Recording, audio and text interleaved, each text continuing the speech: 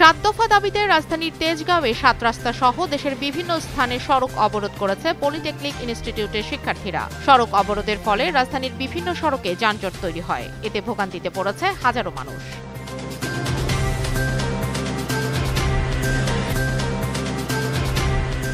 ঐকমত্য কমিশনের মেয়াদ 1 মাস বাড়ানো হয়েছে।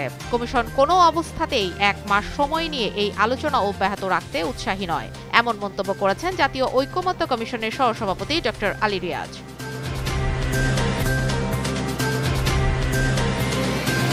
ডেমু ট্রেন আমদানি করে প্রায় 600 কোটি টাকার ক্ষতি সাধনের অভিযোগে রেলওয়ের সাবেক মহাপরিচালক তৌহিদুল আনোয়ার চৌধুরী সহ 7 জনের বিরুদ্ধে মামলা করেছে দুদক।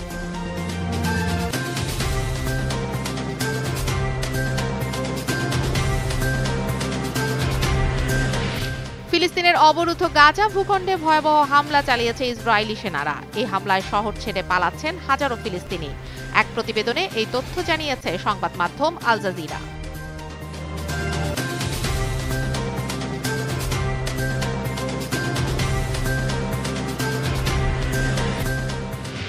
সিপিএলে অ্যান্টিগা অ্যান্ড বারবুডা ফ্যালকনসের হয়ে ব্যাট হাতে আলো ছড়িয়েছেন সাকিব আল হাসান। তবে তার ঝোড়ো ইনিংসের পরেও 9 উইকেটে বড় ব্যবধানে হেরে টুর্নামেন্ট থেকে ছিটকে পড়েছে দলটি।